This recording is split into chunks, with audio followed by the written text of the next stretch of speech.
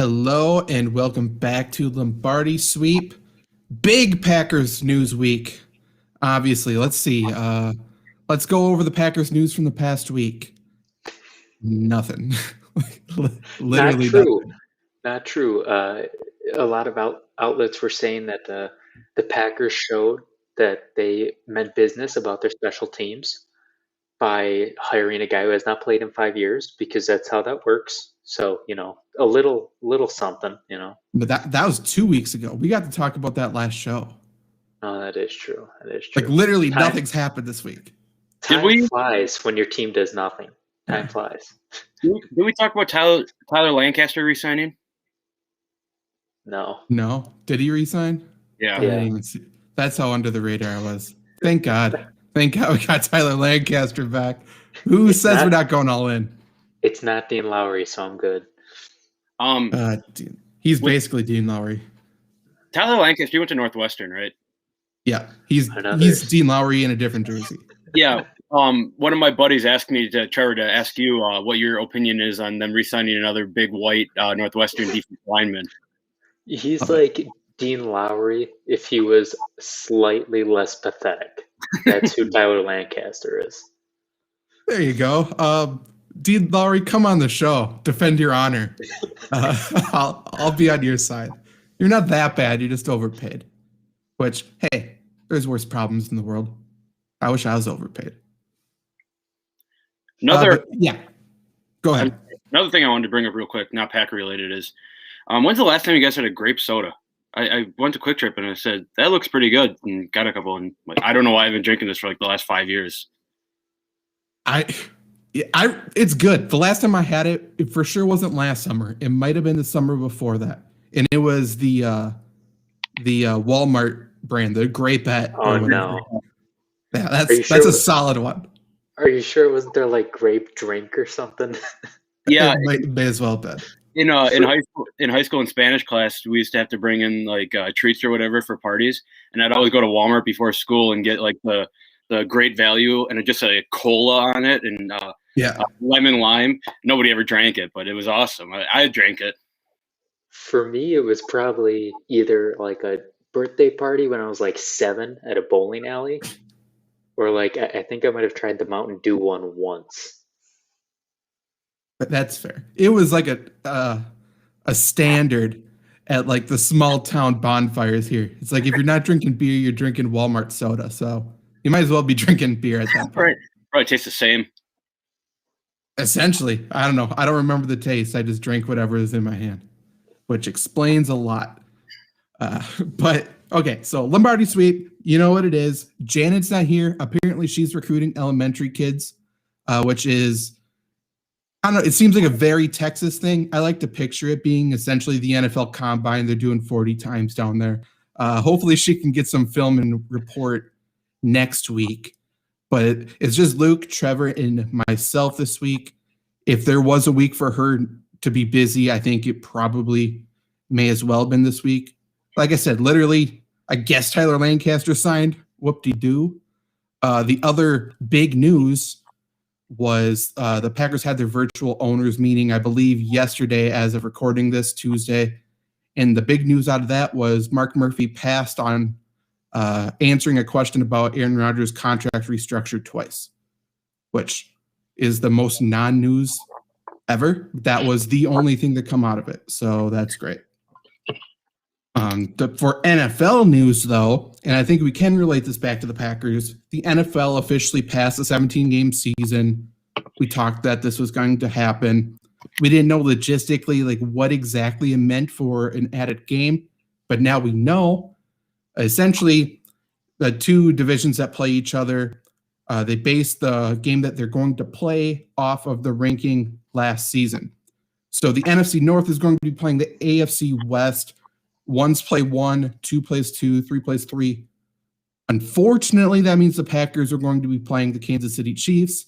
On top of that, we're going to Arrowhead, or whatever they just renamed their stadium, whatever. It's still Arrowhead. It's Arrowhead to me, damn it. But so what does this mean? Like, Luke, what's your overall thoughts about the added 17th game season? What does it mean for the Packers? And does it matter if we're playing the Chiefs in essentially week 18? So I'll tell you the first thing that came to my head as someone who's trying to make some money is it's just another week where I can try to make some more money, right? Fair enough. But no, I guess it's another week where I have to find an 18th team for my picks. But who cares about that? As far as Packers go, I think it'll be a fun game against the Chiefs. I almost wonder if both teams will be in the spot where they don't necessarily need to win that game, and it'll just be backyard football with the backups, which could be a lot of fun. But as far as I just hope that injuries don't come into play here, because Packers usually come into the playoffs banged up. Bakhtiari last year banged up right before playoffs started. Yeah. I'm just wondering if even more than the Packers, is it just not even worry about that game and almost treat it like a 17 weeks, and not want their start hurt that week 18. Well, ironically, too, this is really good for the Packers in the sense that Bakhtiari has another week to get healthy, essentially. That's fair. It's one way to look at it. I don't think the game's going to matter. I really don't. I mean, the Chiefs are definitely going to be in the playoffs, likely the number 1 or the number 2, probably locked up by then. Packers, I don't think number 1 as much, but they'll be up there. The thing that the first thing that I kind of thought of was the NFL scheduling. I get there are a lot of pieces in play. It just doesn't make a lot of sense. When was the last time the Chiefs were here in a regular season game? I think it's only been 2 times we've been there in a row. But it just seems like the NFL schedule is very unfair. I think there was like a 4 or 5 year period we went to Seattle like every year. And a 3-year period they came here every year. It's like, is it really that hard for us to switch off games? Especially when you have guys like Rodgers or Mahomes, guys that might not have a lot of years left, guys that are going to be big draws. That's a lot of money that the Packers could be having in revenue that they're not going to have. So I hope they flip it, because it would be a shame if the Packers get road games for week 17 for the next 20 years. But, like Luke said, hey, if I can see a Jordan Love versus Chase Daniel week 17 matchup, I am in. I am all in for it. That's assuming Jordan Love wins the backup quarterback job, which I'm not fully convinced of yet. To your point, though, with the scheduling, if the NFL is looking to make big money, and I guess it doesn't really matter because it wouldn't be the money going to the teams at this point, it would be third-party revenue. But the Chiefs going to Green Bay would be extremely smart, just because the Chiefs fans here from the training camp being in River Falls for all those years. It would have made a lot more sense for the Chiefs to be coming to Green Bay. And to your point, when's the last time they've been to Green Bay? It's been forever, and that makes zero sense with a team that has very recent ties to Wisconsin. So, yeah, that's really interesting. What they should have done is, they should, get the opponents that were, who you would end up playing that week 18 and just schedule them differently into the season. Like, how many people do you think would watch that Packers-Chiefs Monday night game week 10? Like, that'd be the game of the year, Also, how is this going to figure out? Obviously, this is a little off on a tangent, but fantasy football, that's a whole nother week. Injuries, everything. This changes everything. It really does. And that's kind of what I want to talk about, because yes, Packers playing the Chiefs, obviously, a powerhouse, a team that only got better this offseason, seemingly. That sucks. Could it be a meaningless game? Possibly. But I think an extra week for a team like the Packers really, really sucks, because you look at the Packers, a team, I don't want to say they have this big, long injury history, because I do believe that's more of a Mike McCarthy thing with the way he runs his practices. And you saw it again in Dallas last year. It's going to be the same thing this year. So buckle up, Cowboys fans who think you're going to win the Super Bowl. You're going to have a nice long injury list by week 10 anyway. But like, you look across the Packers roster, I know there's time to sign people, not that the Packers have shown any willingness to do so, but the Packers have zero depth anywhere, like, realistically. So a lineman goes down, at this point, we're fucked. God forbid Rodgers goes down at that point. Running back, I think we'll draft a running back, but even still, running back, if one of those two go down, we're screwed. Wide receiver, if Devontae or even like a Lazard goes down, that hurts. And then don't even start about defense. A corner goes down, a safety goes down, a linebacker goes down. We're done. Like there's literally like no point of showing up for the playoffs because there's zero depth. But good thing we re-signed Tyler Lancaster. Mhm. True. He's But gonna put a come Dean out Lowry of- jersey on him. Tyler Lancaster's gonna come out of the coffin like the Undertaker in WWE. When he just sits up. It's like, oh Yeah. shit, here he comes. He's gonna be like BJ Raji 2.0, except a white, slow, and not fat. Okay. I mean, I like Lancaster. I thought he had a good year. I mean, if he did go to Northwestern, I think you would be like, he was okay. Exactly. What are we comparing this to? Are we comparing it to Northwestern white guys on the D line, or like an actual decent defensive lineman that's capable of doing his job? That's the tough part. I mean, how bold do we want to go? I think I would rather have him on the team than Kenny Clark. No. Compared to salaries, 100%. Not even close to it. Well, salaries probably. Value-wise. Kenny Clark really only shows up in December anyways, which is annoying. I don't understand how that works. Yeah, he's grossly overpaid. Grossly. Like you can one-on-one him out of the game, and his only job is to eat up 2 blockers. That's it. He doesn't need to do anything else.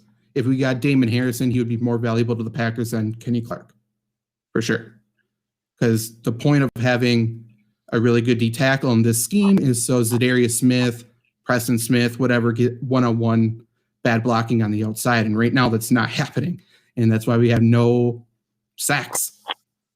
But yeah, that's I guess a tangent for another day. Do you guys have any other thoughts about the 17-game season? Like, I don't know. It's going to be tough for all contenders, I'm sure. I'm just nervous about the Packers because of that depth issue.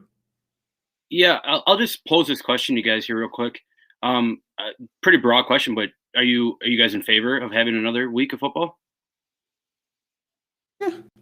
Right. I think when it happens, like I won't notice, I'm sure. Like when the season's going on, it'll just be another week. But, would I have killed for another week of football last year? Yeah. So I don't think I'll notice it, but I'm sure. Why not? I think we will notice it because I think for the next 5 years, people are going to say, if it was last year, these guys would have got in. Yeah. And I'm against it also because now teams can't go 8-8, which isn't really that big of a deal, but it's just kind of funny when a team goes 8-8. You're like, you're nothing special. But the thing that's going to be interesting is, you bring up the Packers and the Chiefs, 2 teams that, at least as of right now, probably won't need that game to get into the playoffs.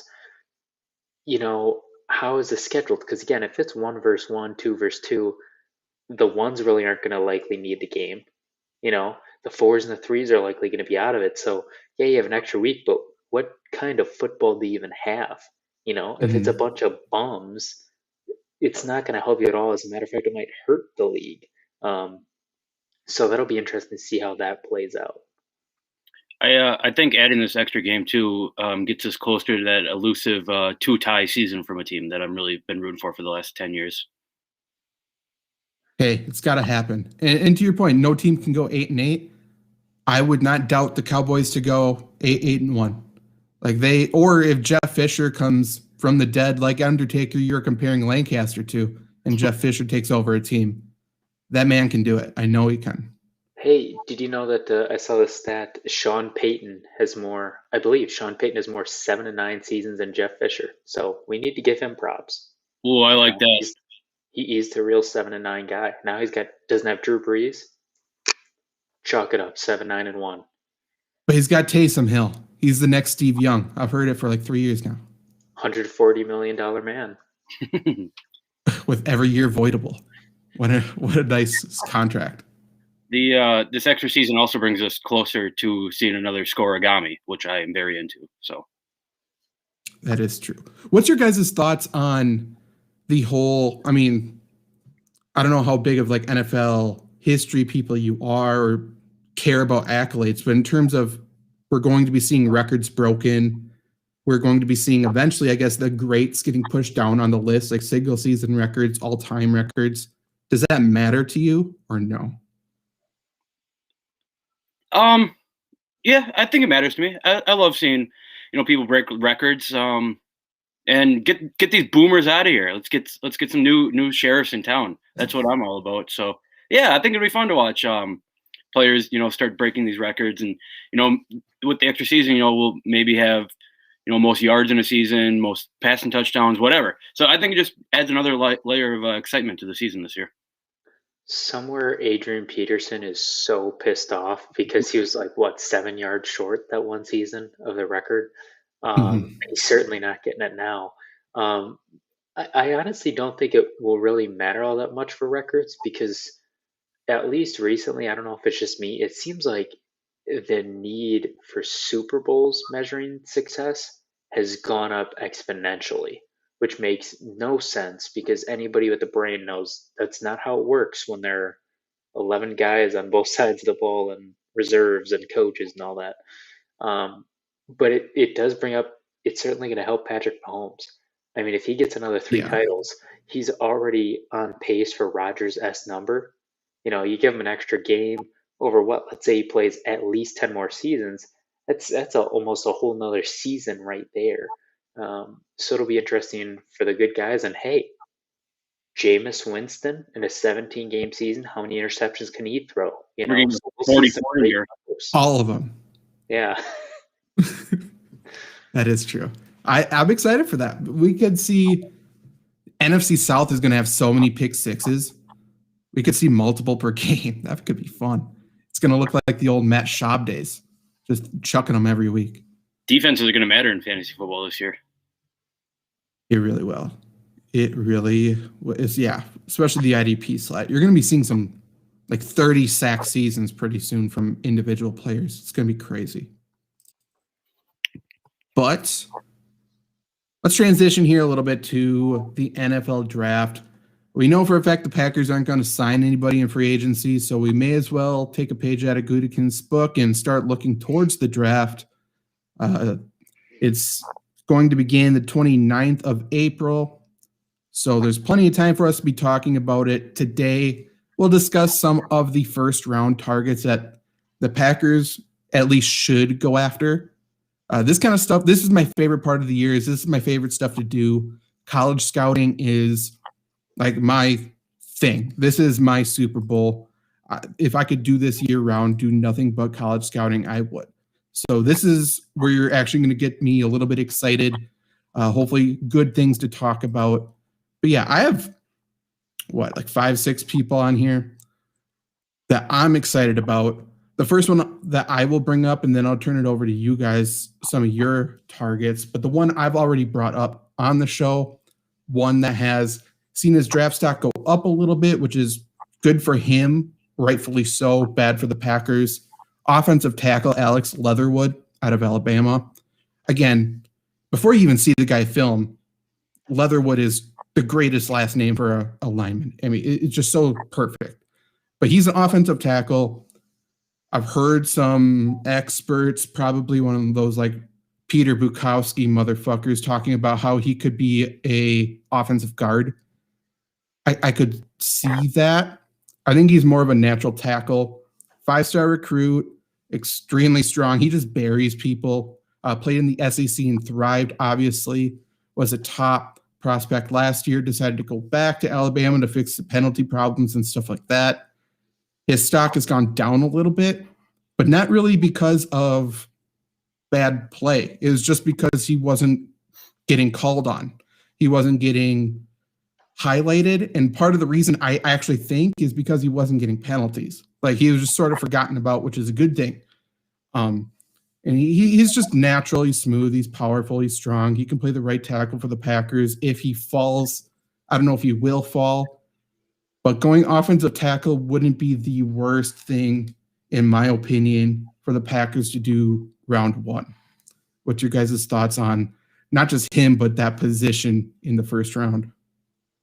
Yeah, Zach, when you said that we're going to talk about first round draft targets or whatever, I went on and I looked at, mock drafts, whatever, boards. I put eight guys down. 6 of them are offensive linemen, and people know my penchant for offensive linemen. So I'm with you on grabbing an offensive lineman, especially with Bakhtiari being hurt, not having great depth. But Alex Leatherwood, the last name Leatherwood just screams that his grandpa was playing in the mud 2 ways with broken femurs. Like, that's someone who I want on my team. And take everything else out of it. Playing for Alabama, you want Alabama players on your team. So I'm all in on Alex Leatherwood. I don't want to hear it. All right, I already know what the comment's going to be after I release this guy, so I don't want to hear it. Greg Newsome, the second cornerback. From where? You can say it. Go ahead. A Northwestern alum. What a good school to go from. A system that just cultivates talent, right, Trevor? If you're not a slow white guy on the defensive line, yeah, we talked about this before. I actually like Northwestern. It's just the guys we take from Northwestern are shit. And this guy is really good. The intangibles are there. Northwestern has some really underrated players and coaching. And the interesting thing for me, obviously, you don't pick somebody just because what they say, but he said he models his game after Jair Alexander. That really kind of stood out to me because a lot of guys are saying Richard Sherman or Jalen Ramsey, guys that really, like, they're decent, right? But they do better because they have so much talent around them. Like, when was the last time Jalen Ramsey didn't have a stacked defense? Right. Yeah. So it's interesting for a guy to point out Jair Alexander, who is getting more recognition as it goes on, but still very undervalued. Seeing him play like him, seeing the attitude, mentality, close to home pick. I like him too, but offensive linemen definitely can't go wrong there either. And when you get a guy like Leatherwood, I mean, we need to think with all the jerseys they sell, they could buy another running back or wide receiver or like position they don't need with all that extra money. So it's like a win-win. Yeah, that's very true. Just because we're on the Northwestern topic here, I'll throw in another guy who I wrote down from Northwestern. I don't know much about him. I'm sure you guys have, him. Rashawn Slater, he's an offensive lineman from Northwestern. I was looking it up, and the first thing that popped up to me is he could play guard, center, and tackle. So I don't know if you guys have thoughts on him or want to elaborate on that, but. Looking at him, some of his stuff right now, I do remember this guy when he was coming out of high school because Wisconsin wanted him, and I was hoping he'd get him. He's a really good player. I'm not even sure if we need to take him. He is going to go in the first round. If we end up taking him, I don't think it's necessarily a bad thing, but just the way that Northwestern's offense typically runs, I don't know if he's really played the best of the best or putting in typical NFL situations, if that makes sense. Whereas, Alabama running the pro set, doing everything like that, it's going to simulate NFL, especially their practices, since they're going against former first-round talent. But yeah, Slater is a guy who's very versatile. I think I will say if he ever plays a snap at center, something went drastically wrong, which is possible in Green Bay. So I'm not ruling that out. But he's a really good, quick guy. I think he's not going to screw anything up. I would be surprised if he is a all-pro starter or first-team all-pro guy. You know what I mean? Yeah. He's good. Yeah, and right now in best remaining players, obviously it's not how the draft goes. You don't just, oh, look, ESPN said Trevor Lawrence is number one. He's number one. He's ranked 6th right now. I wonder how that's going to work out. The one thing I would like to point out is that I don't think he played this past year from what I'm seeing because of the COVID pandemic. And obviously he probably would have been, had plenty of accolades this year. But I'm looking at his awards. And look, awards aren't everything, but all I'm seeing is 3rd team All Big Ten in 2018.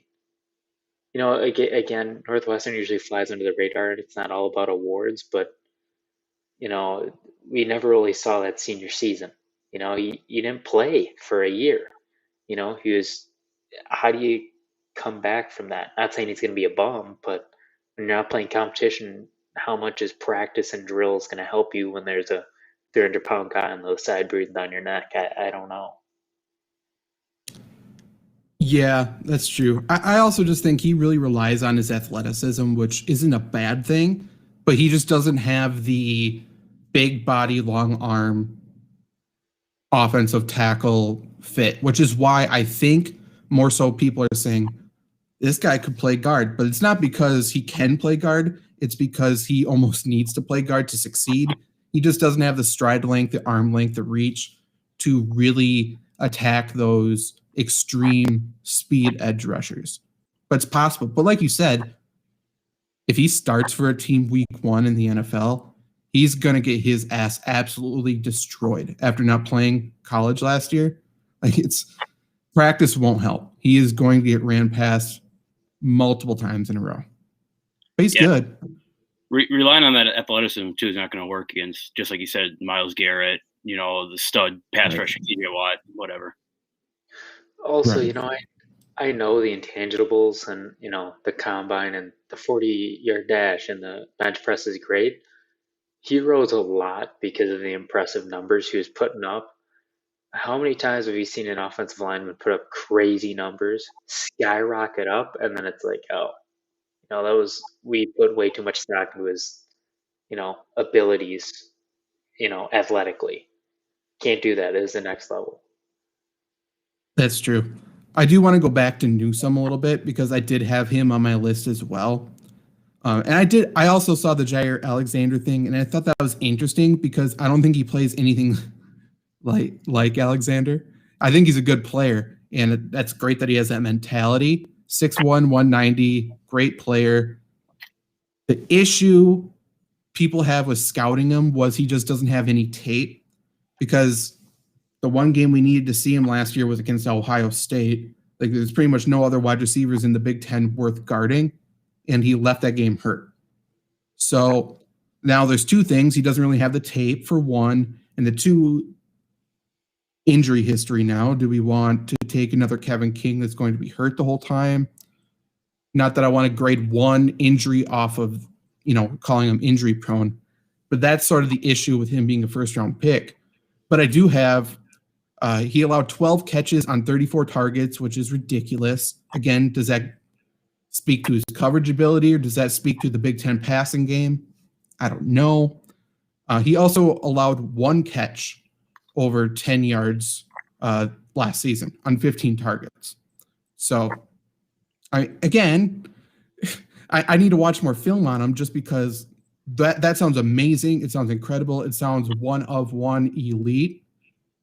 But when you're going against whoever the Badgers had in there when they played him, I think it was Mertz, but it was Mertz post-COVID, or they went against Purdue, who had no quarterback, stuff like that. It's Big Ten numbers are really skewed for cornerbacks. Well, another thing too to look out for is, another guy, not getting too far off of Newsome, but another guy that, Zach, I know you're a fan of. I think Luke is a fan of too, is Asante Samuel Jr. Mm-hmm. He's slated right now, around pick number 45, which would be way before the Packers. Even if he falls to the Packers, it would not be wise for them to take two cornerbacks in a row. So no. I would say it's very likely that the Packers only get a chance, or only should take one of them.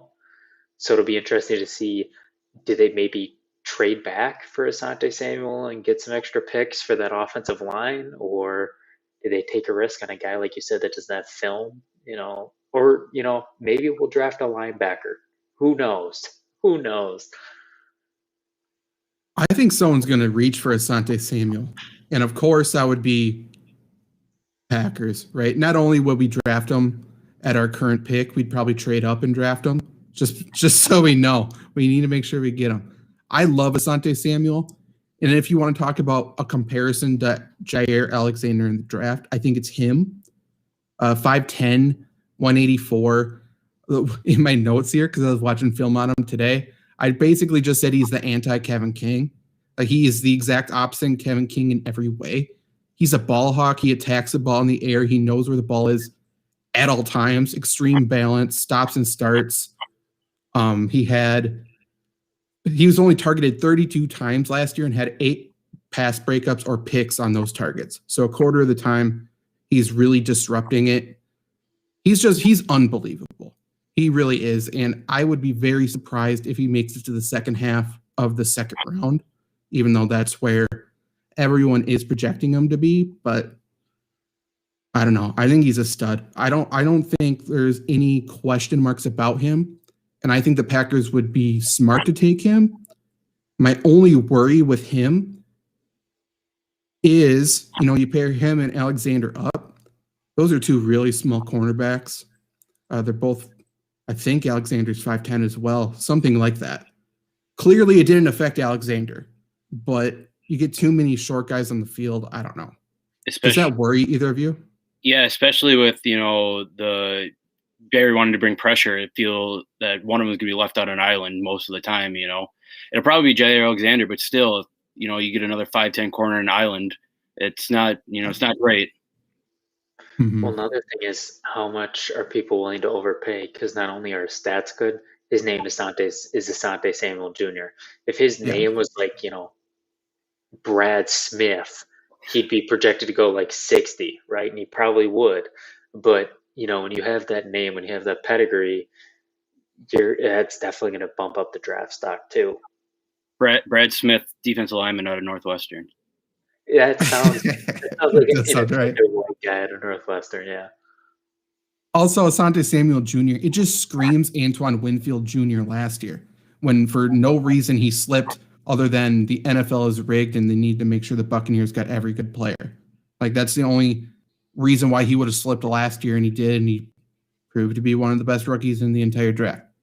Same thing with Tristan Wirfs out of Iowa. Somehow, Tom Brady got the best offensive lineman in the draft. Graded the best, everything else, I don't know. Don't need to talk about that. But yeah, someone's going to reach for him. He's just too good. Even if it's like the Patriots wanting to bring in another Asante Samuel, someone's going to get him early. Is there any other cornerbacks you guys want to talk about? I don't have any others on my list. Let me go through again. I'm sure there's somebody we're missing. I wrote down a couple here. J.C. Horn, South Carolina, and Caleb Farley, Virginia Tech. I was gonna. I looked at Fairley today. I remember why I didn't write him down. I was gonna write him down, and there was a reason why I passed on him. I think it's because he's mostly a zone corner. Okay. If I am correct, am I right with that? I don't know. I'm not sure. Oh, let me look here. I just like the ACC going up against Trevor Lawrence, Sam Howell, the stud quarterbacks down there. That is true. Yeah, he played 58 snaps during his entire career in man coverage. Which, does that mean he can't play man? I don't know, but it means he doesn't have experience in it. And I just think with the system that the Packers are going to have to run under Joe Barry, I'd be very surprised to see a lot of zone. That's my only worry with him. Makes sense. A guy that I was looking at, and I really don't know. I haven't watched enough film on him. Obviously, I've watched him play a lot, but a guy that I think could happen is Rashod Goose. He wouldn't go till very late or later on in the draft. But whenever you get a Wisconsin guy, especially with how pissed the fans are overall, and you add in how pissed they are that they don't take Wisconsin guys, maybe the Badgers. I feel like the Packers haven't taken a Badger that's not a hurt lineman or linebacker for like 20 years. So I feel like that might be something where they just kind of give him a flyer, just say, hey, why not, see what happens. I know we didn't draft him, but Trevor, you're forgetting about Scott Tolzien at quarterback. Okay. They drafted. I can't believe they drafted. He was a good quarterback in college, but like nobody looked at him and was like, you know what screams NFL to me? Scott motherfucking Tolzien. Nobody has ever. Solid backup, but how he even got a start in Indianapolis is beyond me. He's one of Aaron Rodgers' best friends now in real life. Bring him back. I bet the Vikings defender that he spin moved for, put a spin move on for a touchdown, asked why nobody drafted him. I do remember that. Very true. I do remember that. to talk about Wild Goose, I was like playing out what I want the Packers to do in terms of round by round. And he might be like an early 4th round guy, but I was just thinking, if we really do believe in Kevin King, like it seems like the Packers do, I think Wild Goose in the 3rd round could make sense. And obviously he's a great tackler. He's all that. He's a ball hawk as well. I think he's really good. My personal opinion, if what I think is going to happen, what I hope happens, everything together, I would like the Packers to go linebacker, offensive tackle in the 2nd, and then cornerback in the 3rd. If we are going all in with Kevin King, right? And if we do that, all of those address actual needs. We're not playing for the future. We're getting good players now. I think that would be a win. Even if we just draft those positions, take the names out of it, I think that's a win. Now, I think if you guys have any linebacker targets, I have one that I just think, I don't think he's the best linebacker available. I don't think he'll be the best linebacker available when the Packers draft. I just think he's going to get picked by the Packers for sure. And that's Zaven Collins out of Tulsa. This guy is a fucking monster. He's 6'4", 260 pounds. Just a load. Like if you think of a guy who's out of Tulsa, that's him. He's huge. He's a 3-down linebacker, old school. For some reason, somehow he's extremely athletic. Some scout called him the poor man's Brian Urlacher, which is perfect because the Packers are poor as hell, and I would love to have Brian Urlacher on the team. That's a clip. Right? Okay, but he blitzes extremely well. He's going to be a really strong blitzer off the edge, up the middle. Obviously, Joe Barry wants that. Despite his big size, extremely athletic, plays really well in coverage. He had 4 picks with a pass breakup in only 8 games this year. I just think he can really do it all, and that's why they're comparing him to Brian Urlacher, because Urlacher, I believe, safety in college or something, really good, sneaky fast. That's what Collins is. I think he's going to be there when the Packers pick, and I would not be upset to see the Packers take a linebacker that can start immediately. I think that's what he is. What's your guys' thoughts on that? Totally agree. You think he'd be ready to play right away? I think so. I don't think there's anything he can learn by sitting. Like we just need to have an athlete in the game. Right. Go on, Luke. Sorry. That athletic freak out of a smaller, not big 5 school just gives me flashbacks to Marcus Davenport. I know they kind of play different positions, but otherwise the athletic freak is just awesome to have, and that's what I've been yammering for at linebacker for the last 15 years. I think I've mentioned every single time on the show that we need an athletic freak at linebacker. Mm-hmm. Going through the draft order, I don't think he's going to be available. And the reason why is I see 2 teams that just scream this guy. The Steelers lost Bud Dupree. Even if they need offense, this team drafts defense all the time. They do not care about offense, clearly. I can see them taking a shot at him. And then the Ravens, again, I don't think it's smart, but this team just drafts defense. Patrick Queen, he did a little better at the end of the year, right? Because he was not great to start. So maybe that would deter him a little bit. I was looking at them taking a linebacker earlier in the year when he was really struggling. So maybe not them as much, but Steelers losing Bud Dupree, I mean, that's kind of their MO. Even when they need offense, and they need an offense, take a linebacker. That'll solve it. Even though they lost Bud Dupree, though, I think they will try to replace him within the first 2 picks. I don't think that's Collins, because Collins does everything from the inside linebacker position. Bud Dupree is more of an edge guy, while Collins, I think, actually would thrive off the edge. His ability to cover the field, cover players, anything, just his ability to be an athlete in space. I think it would be a disservice to put somebody like him off the edge. Not to say that the Steelers won't, but I think they would rather look to a true pass rusher there. And the Ravens, I think, would absolutely thrive and benefit from Zaven Collins. I just wonder if they are going to give Queen another shot. I think he was a letdown last year. He is the opposite Zaven Collins just because he's an undersized, quick guy. But I don't know. They could go double up and take a linebacker again. I would be surprised, especially with the wide receivers on the board and their seemingly inability to recruit wide receivers in free agency. Because, I mean, you heard however many people they wanted to give big paychecks to this offseason, and nobody wants to catch passes from Lamar Jackson. You know, you made a good point, but I don't have anything else to add, so all I'm going to say is LMAO, okay, boss. That just seems like the best way to just shoot your argument down. So shout out my guy Peter Bukowski. Second time mentioning him. Well, we should get a Peter counter, something like that. We'll call it a Bukowski bomb. Yeah, Bukowski bomb.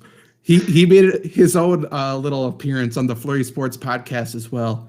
I think there's going to be a drop with me screaming his name. I said on there, Peter Bukowski. It sucks because I love his name so much, but this guy's the biggest pompous prick you've ever seen. He is either Peter Bukowski sounds like one, a fullback from the 80s, or two, he's the neighbor on a 90s sitcom who the lead dad absolutely hates. And he just screams like Bukowski with his fist in the air. That's who he sounds like. And it sucks because I want to like him. But then you look at his stupid face and his clear glasses and his overall just overconfidence and overcompensation about something. It's unbelievable. It's sad. It's sad. It's unfortunate. I think if we're going to bring up that Peter Bukowski's pompous prick, we have to throw my guy Aaron Nagler in the list there as well. Do you think, is he serious or is that a bit? I honestly don't know. I think he thinks it's a bit, but everyone takes him as serious. That's fair. It's true. He's the guy that thinks he's really cool. He was the dude in high school that hung out with all the sophomores when he was a senior. Thought he was super cool. He gave his cigarettes and stuff. That's him. He's Andy Bernard. Yes, he is. Yes, he is. Let's talk about. I have one other linebacker here. Let's hear me butcher this name. I think it is Jeremiah Awusu Koromoa. I believe that's correct. Out of Notre Dame. If I'm wrong, do not care. You'll know who I'm talking about. He's another one of those just pure athletes at the position. And again, Luke, you've said it. Trevor, you've said it. Clearly, I'm saying at this show, we just need an athlete at linebacker. And the Packers thought they could do that by drafting a safety D-back in Oren Burks and thought they could make him a linebacker for no reason. Clearly, that's not panned out. He's been the worst player on the entire team for multiple years in a row. This guy can be that. He actually played some slot corner in college for Notre Dame, but he's more of a linebacker. He'd be interesting to be in that outside linebacker nickel back sort of role if you don't necessarily want to bring on a D-back just because of the situation, but it seems like you might need one. I think he could thrive in the Joe Barry system, so him and Shannon Sullivan switch off depending on the situation. He's really good in coverage. He's an athlete. He can tackle. He can do it all. He could very, very quickly be the best coverage linebacker in the NFL, I think. So, and again, ACC, he got to play Trevor Lawrence, 3 times, or was it 2 times this year? I don't even remember. 3, yeah. So he looked that good. He's extremely fast. He's essentially Tevin Coleman, or Telvin Smith, rather, not a running back. He's Telvin Smith. I think he could be really good. But yeah, the Packers need somebody. If they can get an athlete to pair with Kamal Martin, who I think is a stud. He's extremely good in run defense. He's got really long arms. He's just not hyper athletic. They need somebody that can run hash to hash, and he can. Talking about Koromoa.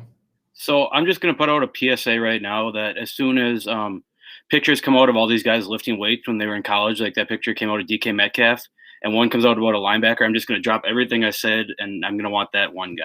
So. The question I'll have for you, Zach, because I watched bits and pieces of that game.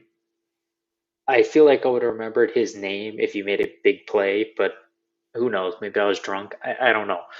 The question I'll ask you though is because I have not watched enough to make a decision on him. Is this guy not only legit, but is he graded right? Because the thing that makes me so mad, and I know so many people mad, is that people at ESPN and at big companies still think it's the 1980s and Notre Dame holds any semblance of relevance. And that's why I'm always a little hesitant to like anybody from Notre Dame, like their teams and like their grades. Is he really good enough, or do you think Notre Dame inflates this a little bit too? So, Trevor, I'm happy. I'll just go here real quick, Zach. Nothing Okay. to do with football. Trevor, I'm happy you brought that up because I was watching the ACC bass tournament. Notre Dame was in it. And the worst thing about these tournaments is these announcers who haven't watched a team all year think that they're good because of what happened. And they're talking about how, Notre Dame, if they get something going, they'll be back to prominence. And I was thinking, Notre Dame basketball hasn't been good ever, I don't think. And their football team hasn't been good ever. So where is this coming from? Yeah, they made the Elite Eight like once. They Right. beat a Badger team on like questionable calls, and they almost beat Kentucky, kind of. Like Right. that's kind of it. So To your point, he probably is a little bit inflated just because he is Notre Dame. But I will say, you look at who Notre Dame played this year. They played Clemson all those times. They played Alabama. They played North Carolina. They played Pitt. Pitt sucks, but still a big-time program. Played Florida State. I think he's good. He's dangerous just because if you do not use him well, and dangerous in a bad way, if you do not use him exactly correctly, he's going to be a liability on the defense. However, he's extremely athletic. He's extremely quick. Obviously, he is the hybrid linebacker that a lot of people are trying to implement in their offense right now. That's quick enough to cover a wide receiver, a slot player, big enough to stop the run.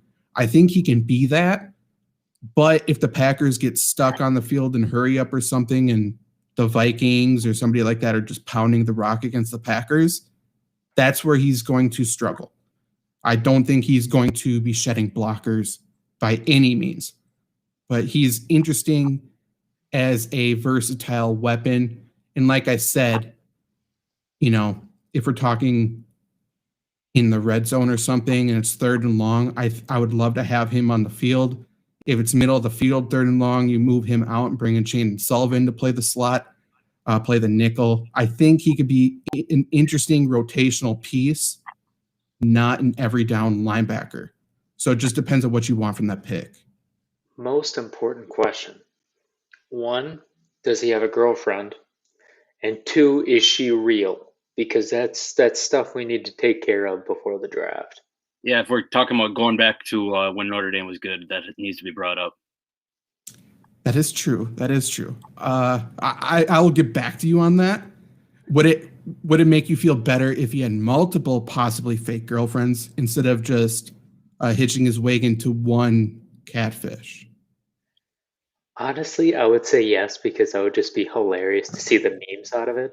I think that would be worth the pick alone. So What if Okay. us three all catfish him separately? we have Well- him on the podcast. We're like, surprise! We all bust out with our wigs and the filter. Yeah. No, Yeah. we can use Janet's picture. True. There we go. Why can't we just have her? Never mind. It makes more sense for us to catfish instead of her to do it. Good idea. Janet's gone 1 week. We're already like saying, hey, prospective NFL player. Yeah. Janet, here, Yeah. That's how we can start getting some of these players on the podcast. We'll just have her be essentially the PR person. She'll be like, hey, I have this podcast, but she'll schedule it on weeks she doesn't show up or something, and it'll just be us three.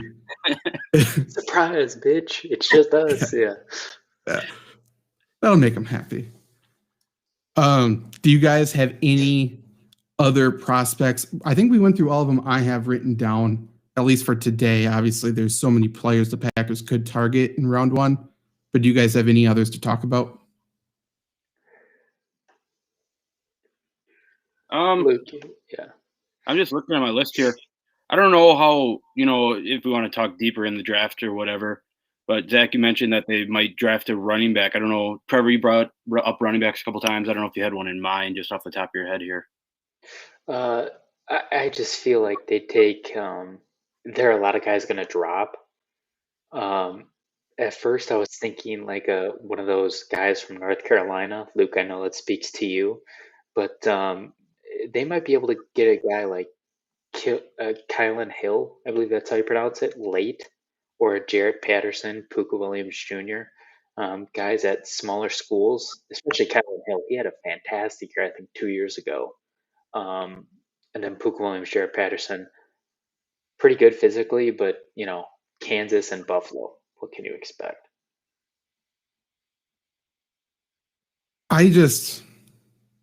How early would it? What's the earliest that the Packers could take a running back for round that you would be okay with it? 5, maybe. I think that's where I'm at too. How many years because AJ Dillon is obviously still on his rookie contract. Yeah. 4 years, right? So he'd have 3 more years after this.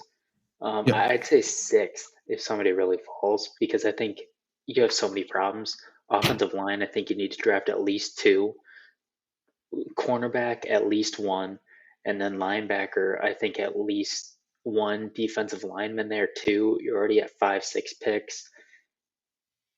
I say around 6, but obviously if you get a guy that drops you, it's in your lap, and you already have at least something, if it's not the first round, then I could see probably round 5, but I want to go much earlier.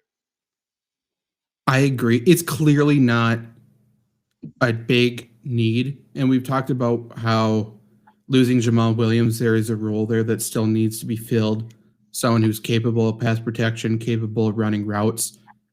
And I've said a little bit like, I just don't think you can really draft someone to be a day 1 starter in that role. If we draft anyone before round 5, I think I'll for sure be irritated. I am willing to bet the Packers take a running back probably in round 3. Oh. Round 1, is that what you said? Yeah. I'll be so angry. Travis Etienne, he'd give me that gadget player. Oh, great. Yeah, that we don't use. Mm-hmm. Yeah, exactly. Oh, man. I'm going to be frustrated. There are 2 guys I'm looking at, 2 completely different positions. One is defensive end. I haven't watched a ton of film on him, but when I watch games at Penn State, his name comes up all the time. Shaka Toney. He's ranked about 159. He's a guy that, play wise, like I said, he's definitely not the best prospect at all. But there's something to be said, at least for me, of guys that show up, like the guys like TJ Edwards. He was always part of the play. Didn't get drafted very well, but he was starting for the Eagles, and it wasn't just because of injuries.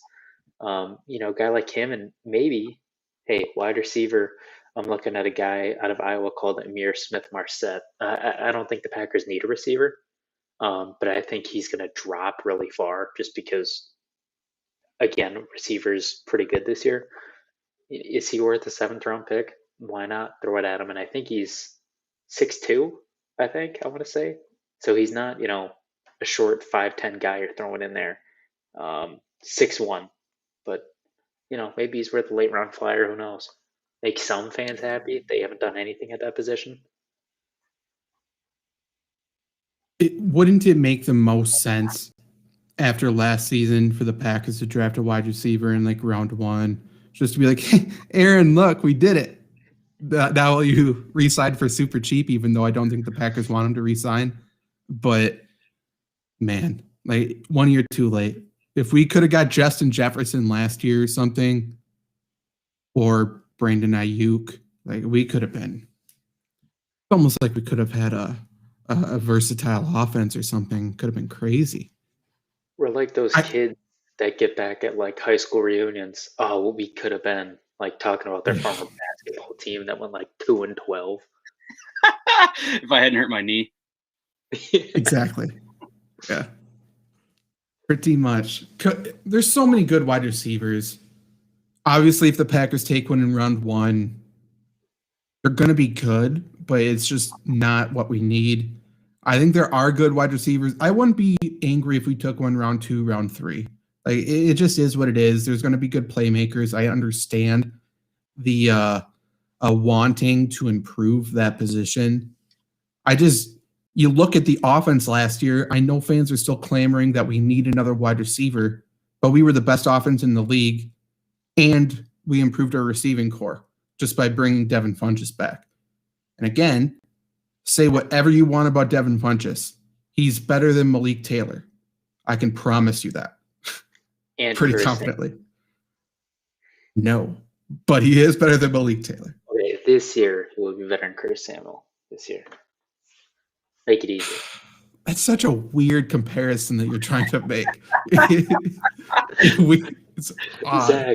Zach, we made a fan club over a running back who has no knees and accidentally scores touchdowns. How is this surprising to you anymore? For those listening who didn't follow us during fantasy season, he's talking about Todd Gurley. Todd Gurley is the oldest 26-year-old I think I've ever seen. He's the same age as me, and I think he needs a walker to get around his house, partially because it's probably so big from the Rams money. But boy, and it's actually kind of interesting that he's still out there.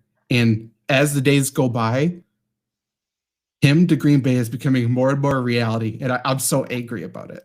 There's so many empty lots in Green Bay that he could build big houses on right now. Yeah, okay, so that's one thing. Second of all, you know what you could do with his pick instead of drafting a running back late in the draft? Take another quarterback. Goot, fire up the phone. Let's go. Come on. There's a win-win. And let me tell you, I guarantee you I'll be one of the first in line to buy that dude's jersey. Not the quarterback, Todd Gurley, but, just thought I'd clear it up. Okay. I kind of want Goot to draft another quarterback just for the meme. Like, let's trade up. Let's get Trey Lance. Let's get our guy. Let's just stockpile him. One of these guys is going to be the next Aaron Rodgers. I can guarantee it. And it would be funny. I would respect Goot more, 100%. Does that mean I'll like him more? No. But I think I kind of like Trey Lance. Not going to lie. They should take Ian Book, like a guy who's not at all to translate in the NFL, but like just for the memes. Because you would know he's going to be available in like the 5th round because everybody knows he's not going to work. Just be like, we have an extra compensatory pick. Throw it at this quarterback. See what we can do. That's the perfect guy because Gutekunst clearly is the biggest Deshaun Kaiser fan we have ever seen. He traded for him, didn't work. We drafted Deshaun Kaiser 2.0 and Jordan Love doesn't know how to throw a football. Hey, let's just go back to the drawing board. Let's try one more time. Let's see if we can get the next Deshaun Kaiser, but good, to be in book. Jordan Love is bad. He's not Deshaun Kaiser bad. Like, Deshaun Kaiser is like 2007 Lions bad. Jordan Love I don't think so. By any means. Deshaun Kaiser sucks. Love that guy. I would rather have Deshaun Kaiser on the team than Jordan Love. No way. Because at least like with Jordan Love, you have like a 5% chance you could get something tangible. Deshaun Kaiser couldn't do anything in the league. Jordan Love couldn't do anything in the Mountain West. Hey, Patrick Mahomes was 500 Texas Tech. He's not going to be Patrick Mahomes, but, maybe he gets a little better.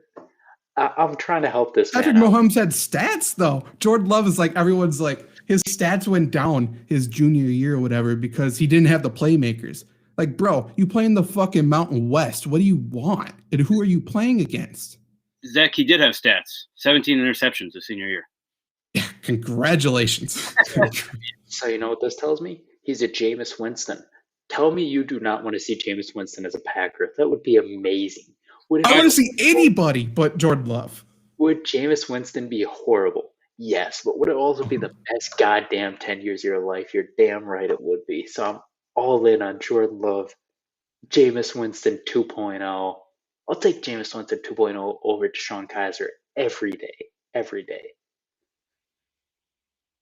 I kind of like Deshaun So, Kaiser. I was a big Deshaun Kaiser guy. he was fine. Yeah. Did we need a trade for him? Probably. No. But, I mean, whatever. He's fine. He's a fine backup. That's one of those rare trades where everybody lost.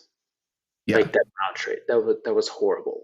What happened to Marius Randall? He was supposed to be good too, and he just He had a good year for the Browns after we traded him, and then he kind of fell off. yeah. He played for the Raiders last year and was okay, I think. And then he just got signed by the Saints. He just got signed again. Well, yeah, they're going to need to replace Marcus Lattimore now, huh? Yeah. Maybe. I don't know. They're going to have to do something with Marshon Lattimore.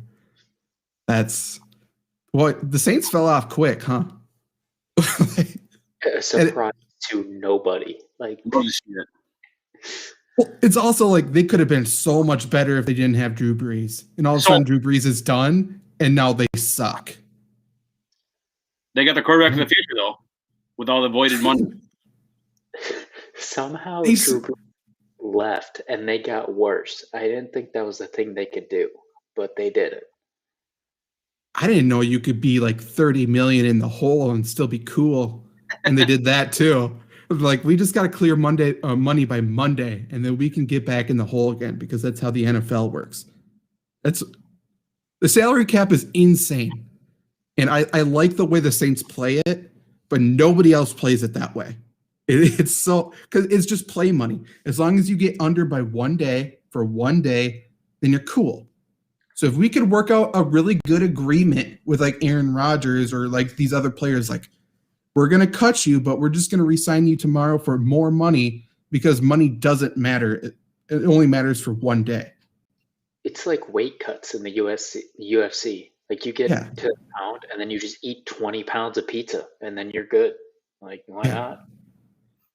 Exactly. And the Saints have figured it out. The one thing they didn't figure out is that Drew Brees was done like 5 years ago. But hey, he did it for the city. That's why he came back. Thank you, Drew. Thank you, Drew. Any other closing thoughts? We can end a podcast thanking Drew Brees for the Saints. God, I hope not. Trevor, I know you like some of my NBA jerseys that I have. I kind of went back before and pulled out a football one. It's a cool Brett Favre Southern Miss one. That's a good Why one. did my heart drop thinking it was somehow a Dean Lowry Northwestern jersey? Not yet. That's in the works. That would be one of I would really like that jersey. That would be funny. I like funny jerseys. Brett Favre, like Southern Miss, it's a cool one. Just the most random white player for one of the whitest colleges makes me extremely happy. I think a better one would be Clayton Thorson. Because like he was actually like somehow something in college. And Dean Lowry is just more sad than funny at this point. So I don't know how we got to be so anti-Dean Lowry. I'm all on him. I love the guy. Hey, that's really, if you think about it, that's all I bring to the table here. Like every week, I just hate on Dean Lowry. So maybe I piss off Dean Lowry enough to come on the show, and then we get like views somehow, and then I just get dropped because my job has been fulfilled. I think that's the play here. Yeah, I'm happy you did that because I think this is the first show where I didn't have to defend Kevin King, and that kind of became my moniker here. So you're welcome, Kevin King. Hit me up on Venmo. Whatever you feel is necessary. I see how much money you're making. You got plenty. 2 things. With Kevin King, I'm going to try, it turns April tomorrow, the day that this podcast launches. I'm going to be not pro. I'm going to be neutral Kevin King, I think, for the month of April. I'm not gonna bury him because, hey, what's the point at this point? Why continue? Oh God. I'm happy those are nice and clean, like you did nothing in that game. Because it's damn fun. That's why. Do you think it is fun? Shitting on Dean Lowry gets me anything? No, but it makes me happy. And I shit on everybody though. Like, if I can direct all of my Kevin King hate to Peter Bukowski, I think that's better served. Like, my energy is going in a better place, personally. for those of you keeping track at home, that is the third Bukowski bomb today. Keep track. Bukowski bomb. I'll get sound effects. I'll get like a super highly produced, too long of a Peter Bukowski sound effect maybe for next week. That's what all our money goes into. Like anything Yeah. we make just goes straight into Bukowski bombs. And like one of the weeks we'll have a Peter Bukowski special, and then whoever can count how many times we say Bukowski in a rage, like wins a prize. I think that's a good move. Yeah, there we go. We're cooking. Best Packer podcast. Who else gives you a Dean Lowry jersey? But Zach, Nobody. instead of like a big boom for a Peter Bukowski bomb, I think it has to be a big fart. No, like no. Zach, for your podcast, that pathetic trumpet horn sound. Oh Yeah. god, if I had my soundboard hooked up right now, I could play it. Yeah, the trumpet from the Abilene Christian fight song. That's a deep pull. That's a deep cut to get. But hey, we got it in our bag. We have it in our arsenal. Oh gee, I use that this week too. Yeah, that's a good one. I like that sound effect. Oh, even better than catfishing Notre Dame guy. We catfish Peter Bukowski. Really fuck him up. Let's ruin his life. I like it. I'm down. Me too. We're You know- live on Twitter right now, by the way. But yeah, You know sure. what's really funny? We're laughing now, but like when one of us, or maybe all of us, are sitting in the conference room, like in a court case, and we're watching this, they're like, "Here's direct evidence." We're just gonna be like, "God damn, we should have done that in the group chat instead." Hey, well, you know what? If there's anything that we can take away from it, we'll probably have to watch the full episode in the courtroom because we dropped Bukowski bombs throughout. So I think the judge is going to crack up at the Dean Lowry hate. Mm-hmm. Like I think we're going to get the courtroom going. I think it's going to be a good vibe in there. I think we can get away. Hey, so I'm free to go. I don't know about you guys. I'm good. Yeah, that's right. That is right. Yeah, we have a good mix. We have a good mix because you are the biggest Dean Lowry hater for no reason. Luke loves him, and I honestly couldn't even. I wouldn't bat an eye if he was on the field or not. He just blends into me, and I think that works. If he gets on the show, I bet we don't get a view boost. I think that's what Dean Lowry is. He is the blandest player of all time, and that's not an insult. It's not an insult. People love white rice. Love it. It's probably the most sold rice. I think that's where we got to cut it. I think so too. Just a disclaimer: we're not going to ruin Peter Bukowski's life, but we will keep mentioning him on the show until he responds to one of us. 100%. 100%. That is where we leave it. Hopefully we have something to talk about next week. If not, I think you know who we will talk about at this point. We have two people that we will be directing hate towards, and we will be back next week.